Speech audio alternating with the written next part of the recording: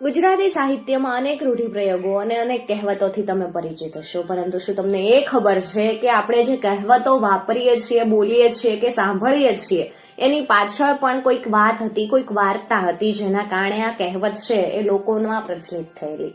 આવી જે કહેવત છે જેને કદાચ તમે ક્યારેક સાંભળી હશે, મન ચંગા તો કટોટ મેં ગંગા. આ જે કહેવત છે એની પાછળ એક સરસ મજાની વાર્તા છે અને એ જ વાર્તા આજે આપણે સાંભળવાના છીએ. એક હતા પંડિત વિદ્વાન બ્રાહ્મણ હતા. એક વખતની વાત, દેવ ઉઠી 11નો દિવસ હતો. પંડિતજી પોતાના ગામથી ગંગા સ્નાન કરવા નીકળ્યા. એ દિવસે ગંગા સ્નાન કરીને પંડિતજી પોતાની જાતને પવિત્ર કરવા માંગતા હતા. ચાલતા રસ્તામાં એમનો એક જોડો તૂટી ગયો. પગમાંથી એ નીકળી ગયો. જોડો પગમાં પહેરાય એવી સ્થિતિ રહી નહીં, એટલે તેઓ કોઈક ચમારને શોધવા લાગ્યા. બીજા પગનો જોડો પણ પંડિતે કાઢી નાખ્યો ને બંને જોડા ઉચકીને ચમારની શોધમાં હાલ્યા. એટલા પંથમાં રોહિદાસ ચમારનું ઘર જાણીતું હતું. રોહિદાસ ચમાર ભગવાનના ભગત તરીકે જાણીતા. એક બાજુ તેમના મુખે રામ નામ બોલાતું હોય ને બીજી બાજુ જોડા સીવવાનું કામ પણ કરતા જાય. પંડિત જોતામાં રોહિદાસ ચમારના મુકામે પહોંચી ગયા. રોહિદાસ ચમાર પ્રામાણિકતાથી પોતાનું કામ કરતા હતા. ભગવાન માથે રાખીને કામ કરતા હતા, નેકીથી કામ કરતા હતા, એટલે ભગવાન તેમના ઉપર હંમેશા પ્રસન્ન રહેતા અને પ્રભુની કૃપાથી એમને કામ પણ સારું મળી રહેતું. રોહિદાસ ચમાર એ વખત કોઈના જોડા રિપેર કરવાનું કામ લઈને બેઠા હતા, પરંતુ પંડિતે ઉતાવળ કરવા માંડી. એમણે કીધું, અરે ભાઈ, મારા જોડા જલ્દી રિપેર કરી આપો ને, મારે ગંગાજી જવાનું મોડું થાય.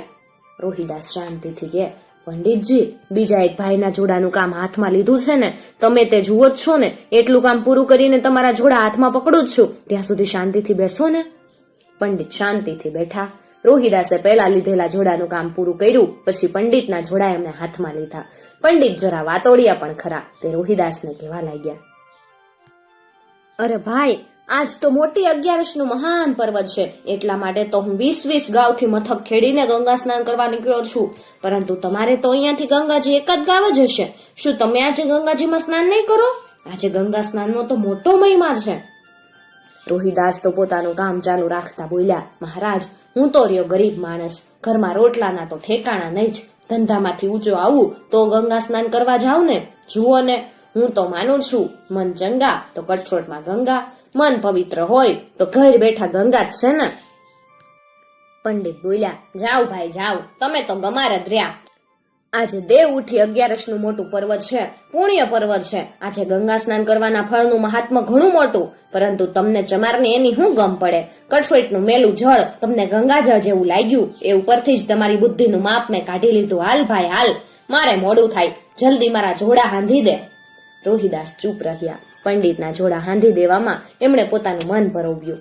એ દરમિયાન પંડિત બબડવા લાગ્યા, આ ચમાર ગંગાજીમાં સ્નાન ન કરે ઈ જ ઉચિત, નહીતર પછી સ્નાન કરે ત્યારે એને છાંટા બીજાને ઉડે અને એથી ઈ અપવિત્ર થાય. રોહિદાસ તો રામ નામ કરતા પોતાના કામમાં મગ્ન હતા. એમણે તો મૂંગા પંડિતજીનું કામ પૂરું કરી નાખ્યું. પંડિતે પોતાની ફોટમાંથી મજૂરીના પૈસા આપવા માંડ્યા. ત્યાં રોહિદાસ બોલ્યા, પંડિતજી, રેવા દ્યો એ પૈસા, તમારી પાસે રાખો ને એના બદલામાં મારું એક કામ કરો. પંડિત બોલ્યા, બોલ ભાઈ, હું તારું કામ કરું?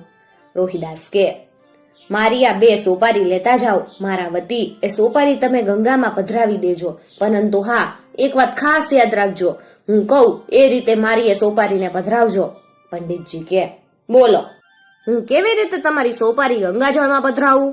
રોહિદાસ ગંભીર થઈને બોલ્યા, જુઓ, ગંગા મૈયા પોતે પોતાનો હાથ લંબાવીને નો લે ત્યાં સુધી મારી આ સોપારીઓ પધરાવશો નહીં. જોજો, એ મારી આ સોપારીઓ ગંગાજી પોતાના સ્વહસ્તે સ્વીકારશે, નો સ્વીકારે ને તો એ સોપારીઓ મને લાવીને પાછી સોંપજો. પંડિતને રોહિદાસની આવી શરત ઉપર હસવું આવ્યું. તેમને થયું, આ ચમારનું અભિમાન તો જુઓ, કોઈની નહીં ને આ ચમારની સોપારીઓ સ્વીકારવા ગંગા મૈયા નવરા બેઠા. પરંતુ પંડિતને મોડું થતું હતું, એટલે સારું એમ કહી તેમણે રોહિદાસની હામાં હા ભણી ને પોતાની જોડીમાં રોહિદાસ ચમારની સોપારીઓ નાખી દીધી. એ પછી પોતે જોડા પહેરી અને પોતાના રસ્તે આગળ ચાલવા લાગ્યા. હવે ગંગાજી નજીક જ હતા, એટલે ગંગાજીના ઘાટ ઉપર પંડિતજીએ ઉતાવળે પહેલે પહોંચી ગયા અને નાયા ધોયા ને પૂજા પાઠ પણ કર્યો. એ બધું પતી ગયા પછી તેમને રોહિદાસની 2 સોપારીઓ યાદ આવી. એમને થયું, લાવ તો પેલા ગમાર ચમારને 2 સોપારીઓ ગંગાજળમાં પધરાવા તો દે, મારું શું જાય એમાં. એમણે પોતાની જોડીમાંથી 2 સોપારીઓ કાઢી ને પોતાની મુઠ્ઠીમાં લીધી. પછી એક એકાંત ઘાટ ઉપર તેઓ ચાલ્યા. જળમાં પધરાવા માટે તેઓ ઘાટના પગથિયા ઉતર્યા. છેક પાણીમાં તેમના પગ ડૂબ્યા એટલે પછી 2 સોપારીઓ ગંગાજળ તરફ ખુલ્લી કરીને બોલ્યા, ગંગા મૈયા, આ સોપારીઓ રોહિદાસે મોકલાવી છે. તમારા સ્વહસ્તે સ્વીકારવી હોય તો સ્વીકારો, નહીતર મને આપવાની ના ભણી છે. અને ત્યાં શું થયું? ગંગાના જળમાં કુંડાળા ઉપર કુંડાળા વળવા લાગ્યા ને કુંડાળા વચ્ચેથી ગંગા મૈયાનો વરદ હસ્ત ખરેખર બહાર નીકળ્યો. ગંગા મૈયાનો હાથ દિવ્ય ને ફૂલ જેવો ગુલાબી હતો. હાથે સોનાનું સુંદર કંકણ ચળકતું હતું. હાથની સુંદર આંગળીઓ વડે ગંગા મૈયાએ રોહિદાસની સોપારીઓ સ્વીકારવાનો ઈશારો કર્યો અને જેવી એ સોપારીઓ પંડિતજીએ ફેંકી એવી જે દિવ્ય હાથે એ સોપારીઓને સહજ સ્વીકારી લીધી. પંડિતજી તો આ દેખાવ આશ્ચર્યચકિત થઈને જોઈ જ રહ્યા. ત્યાં પાછા પાણીના પરપોટા ફૂટીને મધુર અવાજ આવ્યો, પંડિત જરા ઉભા રહ્યો, મારી પ્રસાદી લેતા જાઓ. મારા ભક્ત રોહિદાસની આ પ્રસાદી લેતા જાઓ. મારા ભક્ત રોહિદાસને એ પ્રસાદી પહોંચાડજો. થોડી વારમાં જ અદૃશ્ય થયેલો હાથ ફરી પાણીમાંથી બહાર નીકળ્યો. આ વખતે એ હાથમાં સાવ સોનાનું એક કંકણ હતું. પંડિતે લેવા પોતાનો હાથ લંબાવ્યો. ગંગાજીએ પંડિતના હાથમાં એ સુવર્ણ કંકણ પ્રેમથી મૂક્યો. એ પછી હાથ તરત જ અદૃશ્ય થઈ ગયો. સારું હતું કે એ વખતે ત્યાં કોઈ હાજર નહોતું. પંડિતજીને થયું, આવું સોનાનું કંકણ તો જન્મ રામાયણ જ જોયું.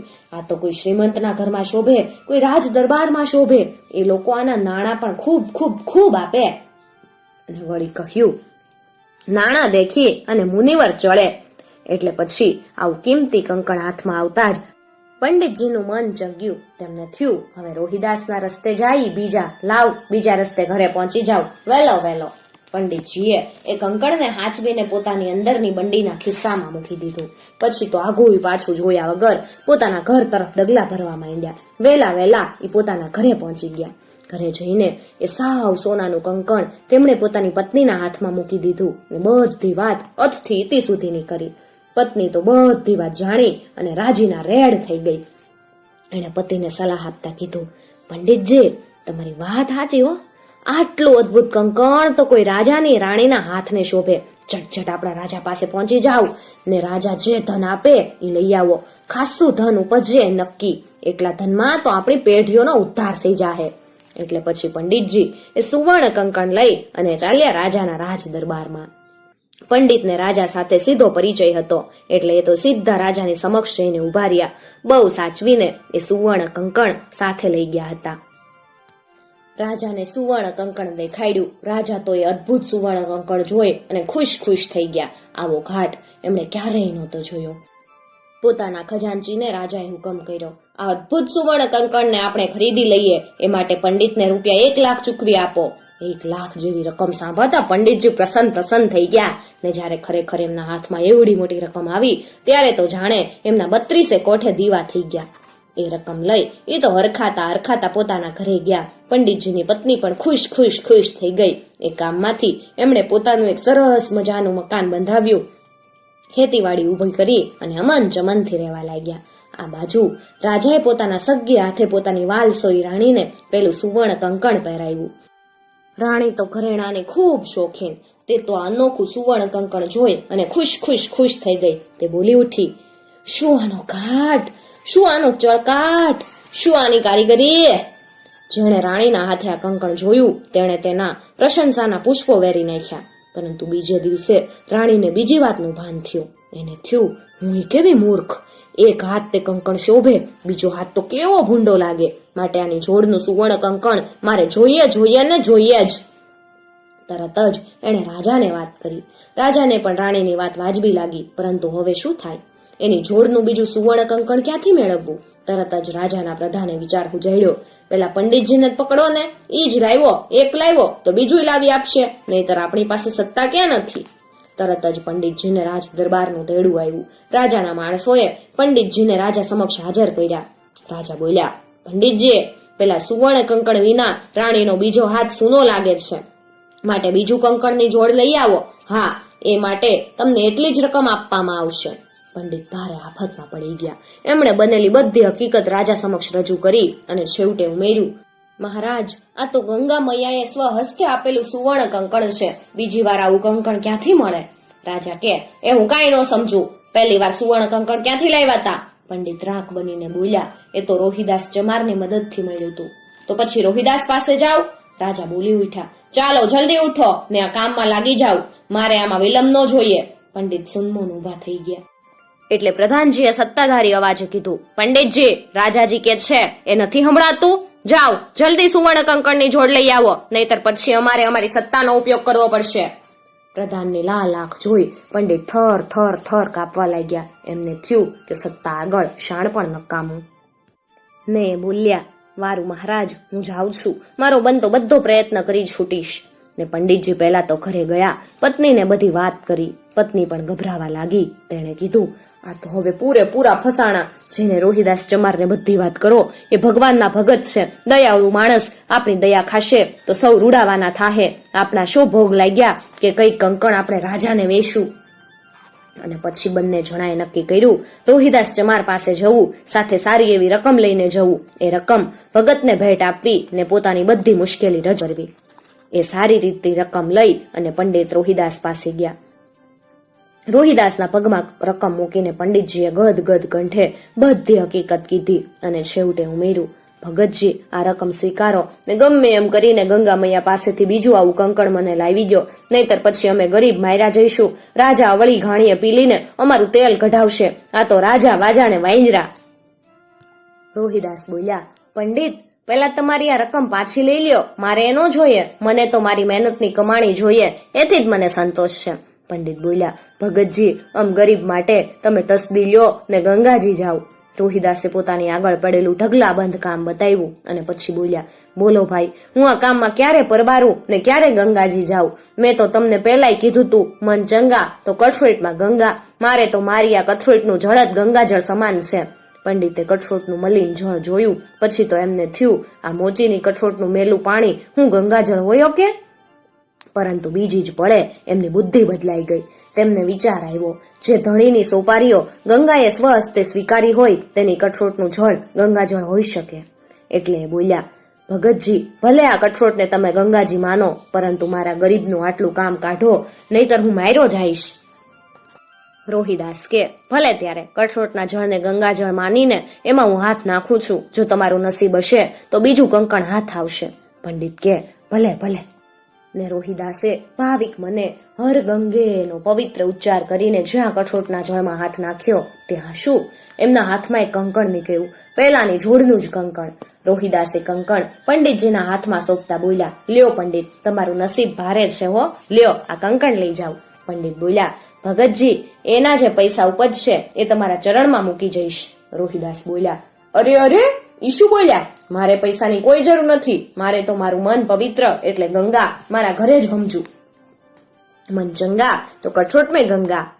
પંડિત તો રોહિદાસ ચમારના પગમાં પડી ગયા. એ બીજું કંકણ લઈ અને સાચવીને રાજ દરબારમાં દોડી ગયા. ઝટપટ રાજાના ચરણમાં એ સુવર્ણ કંકણ ધરી દીધું. રાજા એના નાણાં આપવા લાગ્યા, પરંતુ એ લેવા પણ તે નો રોકાયા. એ તો પછી પોતાના ઘરે નો ગયા. રોહિદાસ ચમારના ભક્ત બની ગયા. ભક્ત રોહિદાસના ચરણમાં જ એમણે પોતાની શેષ જિંદગી ગાળી.